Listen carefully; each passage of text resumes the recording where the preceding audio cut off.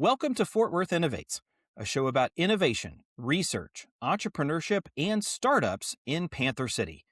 My name is Cameron Cushman, and I'm the host of this podcast that brings you the stories of the people that are putting our city on the map as a leader in innovation, with the help of the Fort Worth-Tarrant County Innovation Partnership.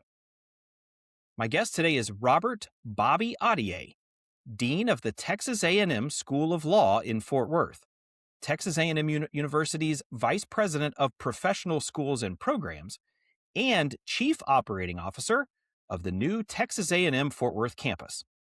A faculty member at Emory University, as well as Princeton, Columbia, and Georgetown, before coming to Fort Worth in 2018, he has had a transformative impact on the city and the state of Texas since arriving. Beyond the law school's growth and unprecedented increase in the rankings, he's working to build a world-class innovation district right here in Fort Worth. Bobby, welcome to the Fort Worth Innovates podcast. Thank you, Cameron. I'm excited to be with you. Well, thanks so much for your time, but I want to just start with this idea about innovation and just some of the progress that the Innovation District has made. So we're standing right now at the cusp of the first building on A&M's new Fort Worth campus opening in August of 2026. The second building has been approved and may break ground very soon, and A&M has already acquired the land for the third building. So I want to start by looking back at how we got to this point. Can you tell us how we went from just a law school downtown to multiple buildings coming out of the ground in the southeast corner of downtown? So again, thanks for having me on, Cameron. This is important work that we're talking about, not just at A&M, not just that I'm involved in, but really in terms of advancing innovation here in our community in Fort Worth and really in Tarrant County and North Texas and even Texas as a whole. So, when I think back to this, the lots of history, which I'm sure we may talk about later on in Fort Worth around innovation and higher education and the like, with all the great institutions that we have here. But the immediate kind of story of this is A&M had wanted a law school forever. I've been able to trace it back at least 40, 50 years. My bet is it goes even further back. And through some serendipity, as much as anything else, it ended up being a confluence of, I describe it as a win-win-win-win-win. That Texas Wesleyan University here in Fort Worth, one of our great higher ed institutions, they had a law school that, for a variety of financial and other reasons, it made sense for them to shift off. And A&M, again, 50 years into wanting a law school, stepped up to the plate and in a deal that I think was a great win for Texas Wesleyan, but also a great win for A&M, and also, if I'm being honest, a great win for Fort Worth, for TCU, for the whole community. A&M acquired the law school, so that was 2013. But pretty quickly, I think the university realized that for a law school, being in a major metropolitan area that's growing and where students can get internships, externships, engage companies, law firms, judges, courts, and the like, that it made sense to be here. Against that backdrop, 5 years into that kind of adventure, we'll call it, I arrived in 2018 to serve as dean of the law school. Was honored and excited to come. The A&M had great ambitions for the law school. In terms of rising the rankings and rising the quality of students' outcomes. I used to say that you just give me 10 solid, well-made yurts and the right faculty and students, and I can give you a top law school. But it was clear in the community that there was interest, and particularly then Mayor Betsy Price was a real champion of the law school should at some point move on from its old Southwest Bell switching station building and build a new law school building. As the enthusiasm on the Fort Worth side became clearer and clearer, not just to me, but to leadership in College Station, our former chancellor, John Sharp, even I'd say our new president, Susan Ballavina, in her leadership roles dating back to that time, we recognized that there was potentially a broader opportunity. And that broader opportunity became not build a law school building, but instead do something much greater and more significant. Create a innovation campus that brings multiple disciplines together. So not just law, but law and engineering and medicine and pharmacy and business and ag and others. And then on top of that, I usually talk about axes. That's one axis. On the other axis, have industry community partners from big to small, to be on the campus, to be adjoining the campus in ways that kind of were a win for A&M and other academic partners we can talk about, but also a win for those companies because they had a now partner around their research and development, their workforce training needs, their need to hire new graduates, new employees, and so on and so forth. And so that vision emerged as a way to kind of have our cake and eat it too. That it wasn't build a new law school building. It was more than that, but more than that in a way that did more work for Fort Worth, more work for Tarrant County in North Texas, and if we're being honest, more work for A&M as well. So that was the genesis. Yeah, I love that, and it's been a fascinating story to watch from a longtime Fort Worth resident standpoint and a native of Fort Worth that A&M has come in a big way. And I don't think anybody, I think you're right. I don't think anybody expected that the law school was going to be the institution to lead this. But I actually absolutely love where it is now and really where it's headed, which I'm excited to get into here in a minute. But before we go forward, I want to go back. You gave a really fascinating presentation a few weeks ago, and I had the opportunity to be there in the audience at the Downtown Fort Worth Inc. annual meeting. And you were the keynote speaker, and you made connections between cities and universities. You went all the way back in time to early scholarship with the first libraries and then the first universities. Can you kind of summarize for us what you shared and perhaps tell us why you think those remarks resonated with me and with everybody that I talked to in the audience then? Yeah, I did worry a little bit that by the time I was showing slides of pictures of the University of Bologna in the 12th century and the library at Alexandria, that folks were thinking, whoa, we didn't sign up for like a law school class. But the basic intuition, not that I invented, I don't claim kind of any brilliance in that regard, was the idea that if you look at the last, let's call it 50 to 100 or maybe 200, but 50 to 100 years, there are two phenomena that have advanced in almost explosive ways. One of those is the urbanization of humanity. So like if you look at, and again, I can give the Texas example, basically in less than a century, we have gone from 15, 20% of the state being in urban settings to more than 90% of the Texas population now lives in urban settings. That's not to take anything away from critical importance of rural settings. The all sorts of ways to the identity of who we are and our economic growth opportunities. But if the population is more than 90% urban, that's a very different world than the world, not just in Texas, but in the United States and across the globe that we knew 100 and 200 years ago. So that's a radical change in the way the world looks and the way we live and the way we operate. Contemporaneous with that, I trace the history and the remarks of the origins of the kind of modern university, and the fact that previously at some point, education mostly happened in religious institutions. So think synagogues and monasteries and so on and so forth. To this modern university, this idea that students are coming to a place, there are fixed professors. There's historically, to this day, oftentimes a religious connection, but they're not religious institutions per se. So there is that arc of 1,000 years of history, we'll call it, or 900 years of history. But really in the last, maybe even 30 years, but 30 to 50, 60 years, maybe 70 years at most, massive explosion in the number of universities, the growth in higher education as a phenomenon. Putting those two pieces together, there is a interesting kind of question, I guess I'd call it, about how we think about economic growth, how we think about economic development, how we think about innovation in the world, in our country, in our state, and in our cities. And the argument that I made in those remarks was that we should think about universities as a central component of the strategy for economic growth and development. And I'd say more generally, but particularly in urban settings. So I gave examples, from around the country of universities that really we have come to identify with the success of City X or City Y. Other universities that are not in a major city, but have built campuses in a major city, right? So again, that gets to this campus that we're trying to build here. A&M is obviously in Bryan College Station. It's becoming bigger and bigger, but it's not an urban setting in the sense we normally think of it. But they recognized that there was value in having this significant urban platform and kind of outward face in the DFW area and in Fort Worth.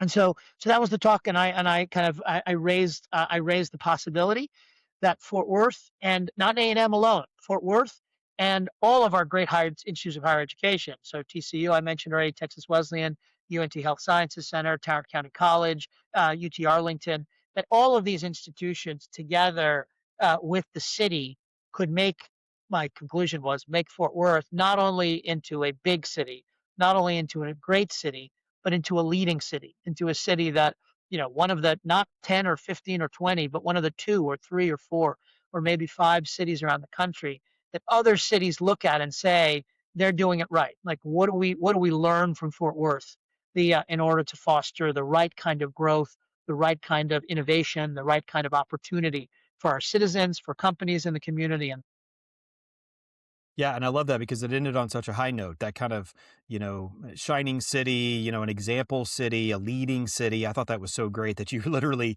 covered 1,000 years of history in 30 minutes of remarks, and then left us on a high note about who Fort Worth could become.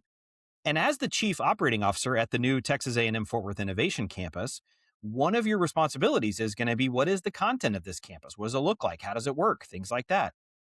So let's start with the buildings. Can you tell us what will be in the new buildings that you're building? right. So again, I oftentimes think of this. There are probably more pillars that either we're not yet focused on or will come onto the horizon or onto our radar screens over the next decade of 20th, 30th, 40th. But I oftentimes think of it as there's three pillars of what higher education might bring to the table in terms of collaborating with industry, collaborating with the community, advancing economic growth and innovation and the like. So one is research and development. So we think of it as R&D. So it turns out universities are really good at the R, but mediocre at the D. Companies are, with some exceptions, to be fair, the companies are really good at the D, but mediocre at the R.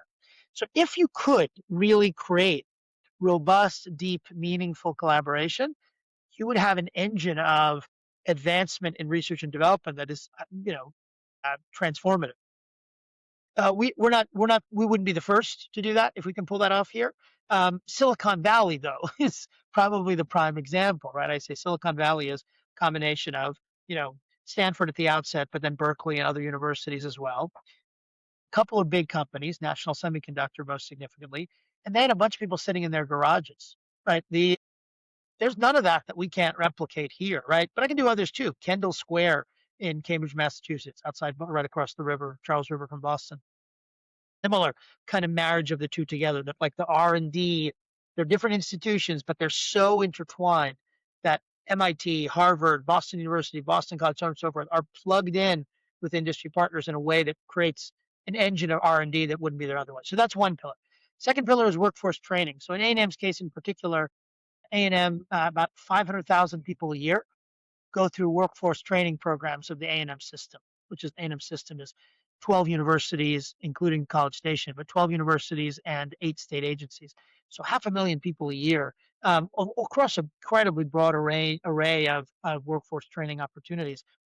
That's a huge asset for companies. We want to attract companies to say, like, you've got down the street this entity that they do massive volumes of this they can bring to. And the last one is what I think of as like kind of the last pillar is the student to employee pipeline, right? So it's, we need X number of software engineers a year or pharmacists a year or whatever else it is. Are we creating pipelines of interns, externs, co-op students, whatever, who then seamlessly become those employees that are hired? So that's the broad frame. So we are bringing to the campus kind of the full length and breadth of the A&M system. So I told you 12 universities. 3 of those universities already are committed to space on the campus. So A&M College Station, we think of as the flagship. Tarleton State will be on the campus, another A&M school, and then Texas A&M Corpus Christi. Now very different programs. Some more degree oriented, some more undergraduate oriented, some more certificate, and some more research oriented. Some are workforce training oriented. So, but 3 of the universities already are here, and I expect and hope over time we'll see even more of that. And then of those 8 state agencies, 6 of those state agencies have plans to be on the campus as well. So we really are kind of, really capturing the length and breadth of this big monster that's the A&M system. Within the university side, if we think about now disciplines, obviously the law school is here, so we will be here. But A&M College Station has a new school of performance, visualization, and fine arts. They are incredibly strong program in visualization, which for layman's terms, think of virtual reality, of various sorts. So they are already here. They already have undergraduate students in the community. They're already collaborating on various programs here in Fort Worth. College of Engineering is coming this fall. The School of Pharmacy, at A&M, likewise bringing undergraduate students, and eventually will bring graduate students. The Business School is developing programs here as well. Ag has a bunch of research programs, as well as training programs.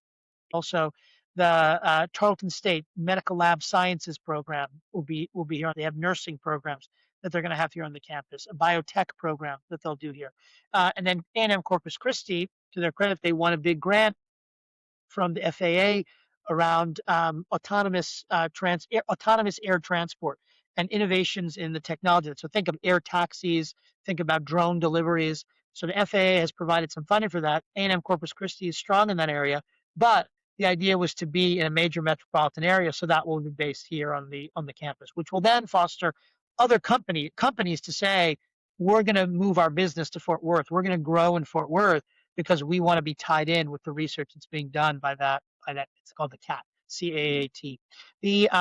On the agency side, the Texas Division of Emergency Management, will be here, and the Texas A&M AgriLife Research, another state agency, Texas A&M AgriLife Extension, the Texas Engineering Extension Station, which is a research kind of workforce training and research institute, and a number of others. I'm going to miss some if I try to do all of them. But a number of these agencies that do incredibly interesting research work, workforce training work, so not academic. They're not academic because they're state agencies, but are going to have a presence here. In fact, I should say already have a presence here, because we knew that we didn't want to wait for new buildings. And so we've actually been leasing space various places around downtown, so that we could be up and running as these new buildings open. We just pour those things into there. So the goal is not to be all things to all people. We're not trying to create a comprehensive, university here, because we want to collaborate and partner with the other universities and add to what they're doing rather than undermine or compete with what they're doing. But that creates lots of opportunity for students in Fort Worth, for businesses in Fort Worth, for the businesses we're trying to attract to Fort Worth, and the like. That's a lot. And what I love about that, Bobby, just to kind of encapsulate that, is that it's making Fort Worth this kind of center of gravity for everything that's going on within the A&M system, both on the academic side and on the state institution side. And all of that is going to be swimming in this one building initially, but there's also building 2, building 3 that we mentioned, and I think there's even more buildings potentially on the horizon. What can you tell us about, after you open the first building, what can you tell us about what's next? Great. So again, this started as a building. I mean, that was the working theory. Was, all right, we'll have a building. It'll be law plus XYZ.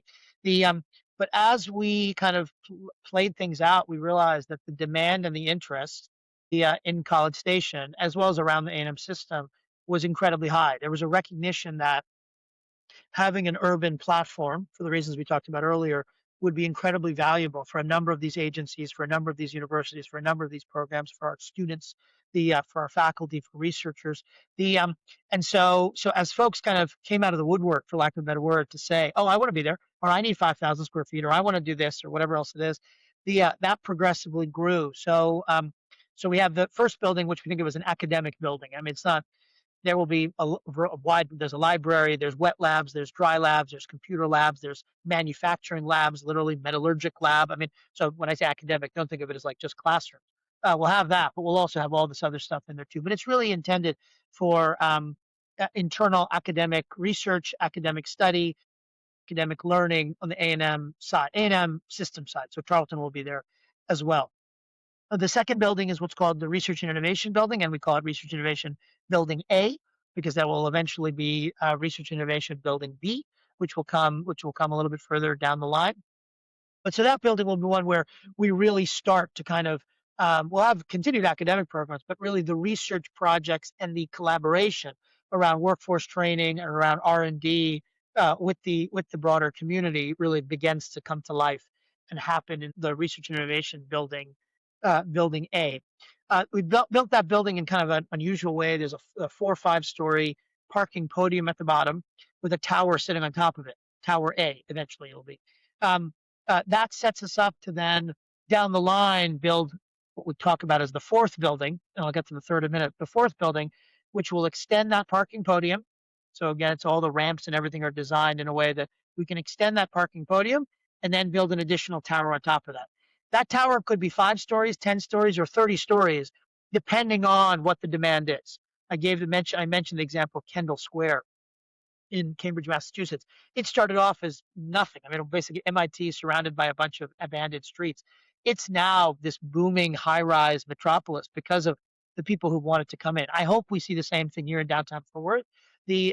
And if so, then that building will be taller, right? That's the idea. I skipped over the third building. The third building is an interesting one. Fort Worth has prioritized, and Texas has prioritized growth in the film and television sector. It'll be a building that is designed to help support A&M's capacity and growth in that area, which is significant, but also to help Fort Worth's growth in that area. We're building what's called a virtual production studio. So think of this as a big gym with these massive high resolution screens that can be adjusted and pivoted, whatever. And then you and I will be standing there having a conversation, and it looks like we're in the street to the camera. We're having that conversation in the street in Paris, right? Because the screens show that street scene in Paris, and the screens are so high resolution that the camera thinks that it's real, that we're really there. But then they switch the screens, they switch the set up a little bit, and now suddenly you and I are having that same conversation on the space shuttle, right? And to the camera, it looks exactly like it's the real thing. So for all sorts of in health industry, in the aerospace industry, as well as just in straight film and television. So that's the third building. And then I've got you through 4 now. The fifth building will be what we call the Gateway Building. It'll be kind of more offices, more labs, so on and so forth, but also a kind of an entry to the campus. So we really want to be an anchor for growth in that whole southeast quadrant of downtown. And so we want to structure that building in a way that kind of pulls people in from the Water Gardens, from Commerce Street, from the Convention Center, from the Omni Beyond, and so on and so forth. So that's really how we think about that. And then, of course, the sky's the limit, right? People ask me, well, when will you be done? And I said, well, after I'm dead. Because obviously once this growth starts, if it carries forward the way we want, in due course, there'll be the 6th and 7th and 8th and 58th building as well. Well, and I think it's important for A&M to take the lead, and clearly that's happening, and you've got a plan. But if we want to look beyond the A&M campus itself and what you're building there in downtown, I want to switch to something else you mentioned at the Downtown Fort Worth Inc. annual luncheon. You unveiled the name of the new Innovation District, which kind of caught the headlines, that will surround the campus. So it's more than just the buildings A&M's building, it's an entire Innovation District. What can you tell us about the Switchyard Innovation District, and why do you think it'll be important for the future of Fort Worth? From the beginning, again, there was never an A&M we're not in the real estate development business. I mean, we had no notion that, A&M wants to own a big chunk of land. It is the case though that we want what we are doing and what A&M is investing in to be a catalyst for economic growth and opportunity and development and innovation beyond that. That manifests itself in real estate as well, right? So we are, depending on how you do the math, we're spread across, 5 to 5.5 blocks. The buildings that I talked about, the 5 that we've talked about, but that southeast quadrant is mostly surface parking lots or underdeveloped kind of properties. And so the hope is that really takes off more broadly, but not just, real estate development generally. But the notion from the outset was this can become really an anchor for fostering innovation and growth in Fort Worth and even beyond in Tarrant County and even North Texas as a whole. And so we from the beginning thought, and again, we created an entity early on called the Fort Worth, obviously, but for the audience, the Fort Worth Tarrant County Innovation Partnership. That's the sponsor of this podcast. But the notion was the city would invest in it, the county would invest in it, and A&M would invest in it, and its task would be really to help catalyze or facilitate this industry academic collaboration that's at the heart of the vision. But part of that is the physical layout, the physical space of that. And so one of the projects that the partnership undertook was to sort of engage the broad, stakeholders in the surroundings and further afield to talk about what should this innovation district look like. Some of that is like physical geography of what kind of buildings and where they're situated, north, middle, south, whatever else it is. But one of it was to sort of think about what would be an appropriate naming for that. And so we came up with the name Switchyard. We can talk more about the origin of that, but the Switchyard Innovation District, we want to kind of like kind of stake a claim, for lack of a better word, to this idea that we are creating, with A&M as an anchor, but with other academic institutions and obviously industry partners all spread across the district. This kind of whether you want to use Silicon Valley as the analogy or you want to use Kendall Square as the analogy, this site where innovation, economic growth, economic opportunity, economic education are all kind of intertwined with one another, R&D in ways that uplift everyone. I'm oftentimes asked, so is the notion that, everything of that sort happens there? Of course not. I mean, that's the line I always say is, if we fly to Silicon Valley and we asked, whoever you want to ask, Mark Zuckerberg or somebody, can you get in a car? Can you please point us to Silicon Valley? Like, we want to see Silicon Valley as we drive by. There's no such thing.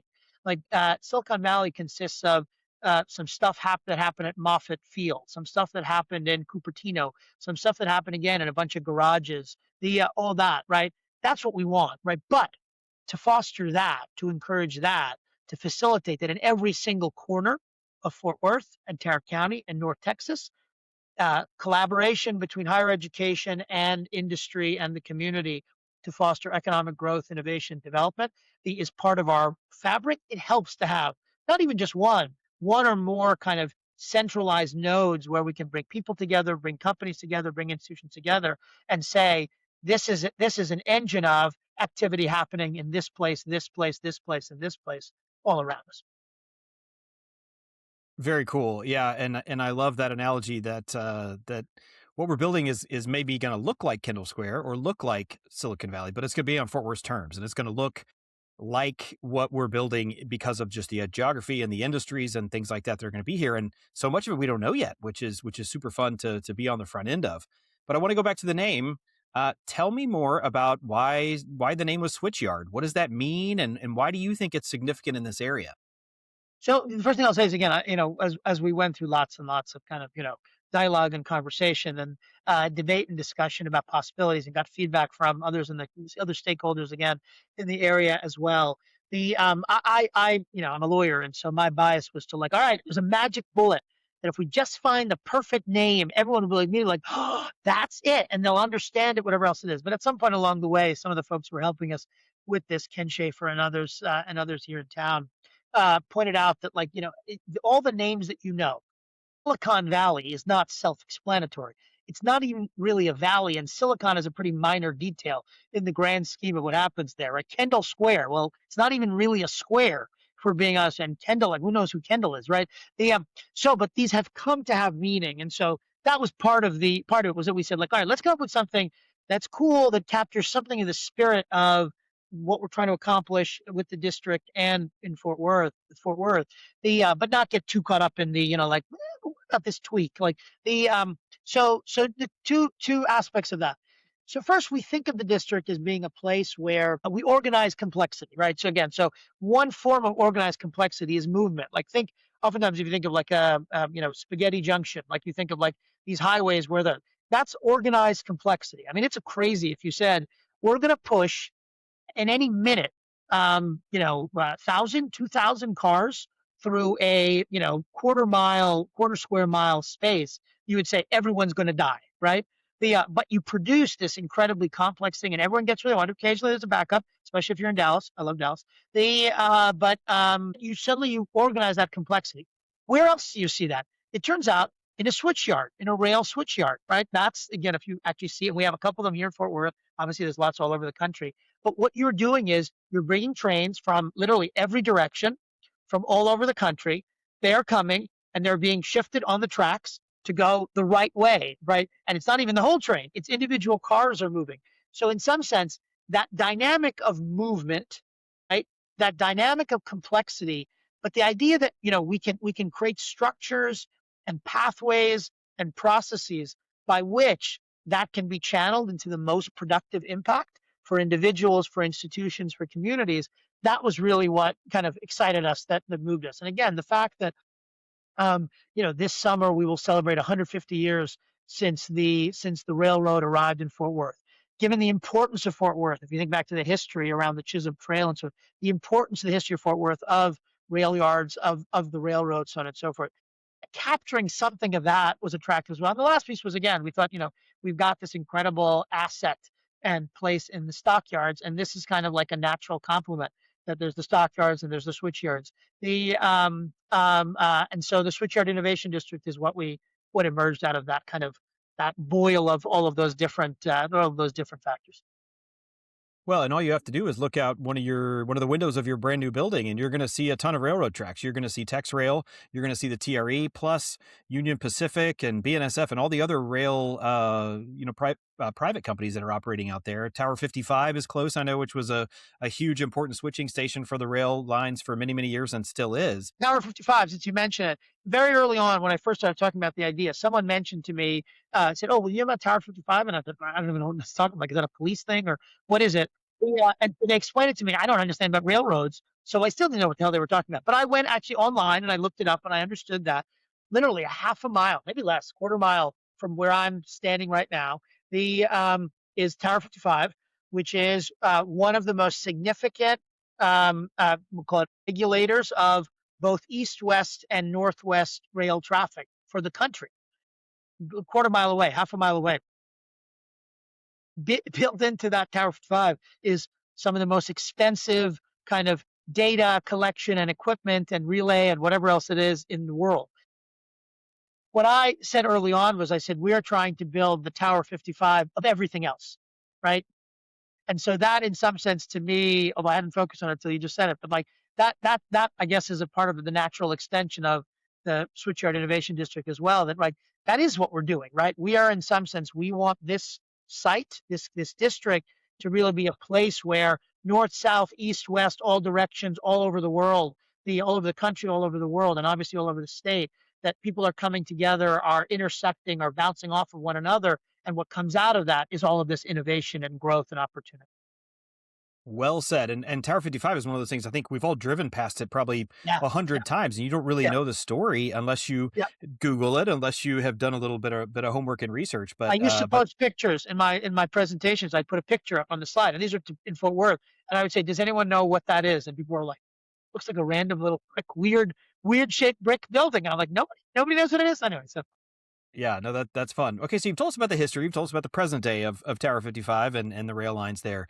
But let's look into the future. What do you see as the future of the Switchyard Innovation District in 5 or 10 years? And if you're willing, let's go out 25 years. What do you see in the future for the Switchyard Innovation District? So I hope in 5-10 years the A&M campus pieces are built out, right, and maybe even beyond the 5 that we're talking about. And that by that point, we're talking to companies and talking to others. I hope it's the case that what is emerging in that district is others are coming in and saying, we want to run our bio labs out of this site, given the opportunities. Our film production work, or aspects of it, are going to happen in that space. Aerospace obviously is a huge area of opportunity for Fort Worth, and Tarrant County and Texas as a whole. The companies doing that, whether they're in R&D or they're doing training or whatever else it is. So I hope that that's emerging, and really, again, it has the physical feel of that as well. That people come here and it's a place they want to be. Convention Center is undergoing what will probably end up being $1 billion renovation. That will include, or extending from that will be the construction of at least one, maybe multiple new huge hotels. This is immediately adjoining where we are. We are in active conversation, have been from day one, about how that intersects. So it will be the Switchyard Innovation District will be an incredibly vibrant place where not just people in Fort Worth, not just people in North Lake, not just people from all over the country think of it. This is a place to go and gather and train and learn and partner and so on and so forth. I keep mentioning Kendall Square because I don't think it's a bad analogy for what we're trying to do. Although I always say, like, we're Texas, and so what takes 50 years in Massachusetts or California, we do in 25. But it is the case that there are companies that have offices and programming in Kendall Square simply because it's Kendall Square. It's not that they need to be there. It's not that they need to be there as a matter of their substantive business. They just know they need to be visible and present in that space. I want the same thing for Fort Worth, right? I want us to do the same thing. So that's where 5 to 10 years, and that's pretty aggressive, ambitious. 25 years, again, I don't see any reason why when people talk about what are the major nodes of critical innovation for our country and our world, of course, they'll say Silicon Valley. I suspect they'll still say Kendall Square. But right along with those, I hope they will talk about the Switchyard Innovation District and Fort Worth and North Texas. Well, it's certainly an ambitious vision, but I think we can get there. And your tremendous leadership has gotten us to this point so far. And, you're about to cut a ribbon on the first building. So congratulations and kudos to you for pulling all that together and really sowing the first seeds of what I think can be a transformative vision and a transformative neighborhood and region for the city and for the entire DFW region.